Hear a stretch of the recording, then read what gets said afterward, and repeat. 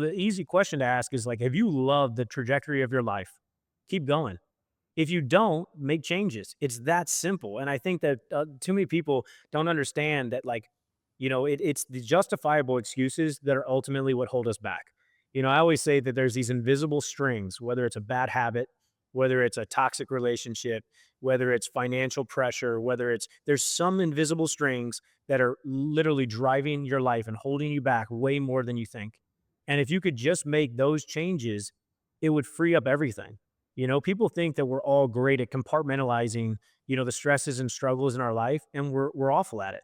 The thing that comes to mind is like somebody has a long day at work and they walk in and they're sitting down at the dinner table with their family, and their little 6-year-old, he flicks mac and cheese and it goes on the floor, and he slams the table.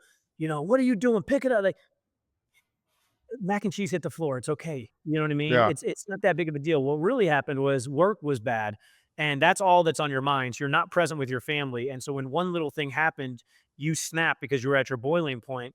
You don't want to be that parent. You know what I mean? So I think that a lot of people think they can compartmentalize it. It might be something with your weight financially. Maybe you're stressing and struggling, but those little things drive everything. And so I think that it's important for us to make sure that we don't think, just my finances are off. Everything else in my life is good. Just my health is off. Everything else is good.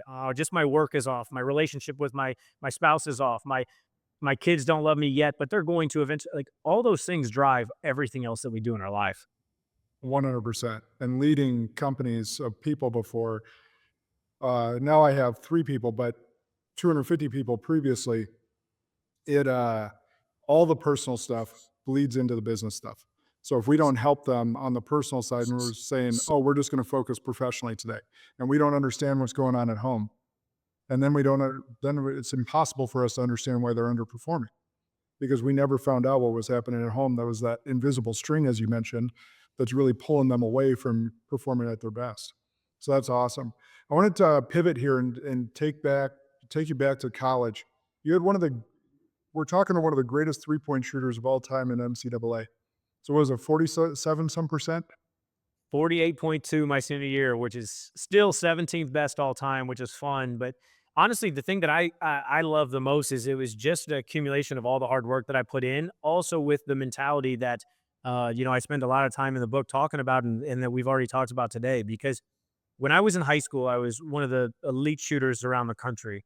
Every morning I woke up 4:59 a.m. I'd shoot 1,000 shots before school. So that means throughout my high school career, I shot, over 1.5 million shots, which is obviously going to make you a good shooter if you put in that much work. And I was an elite high school shooter, won state championships, named player of the year in Missouri, all these great accolades. Problem is, I got to college and I didn't forget how to shoot, but I went into this role and this mindset of like, I got to be a point guard. I got to be a point guard. I'm undersized, and I didn't shoot it as well as I did in high school. I was in high 30%, so it was still good, but it wasn't elite. It wasn't like one of the best in the countries. And I remember my junior going into senior year, I was like, you know what? I was already training NBA athletes. I knew I was going to continue on a training career and I was not going to be playing professional basketball. And so I was like, this is my last year. You know what I mean? I need to drop the pressure. I need to start having fun. I need to get back to trusting myself and just do what you do well and do it the best you possibly can.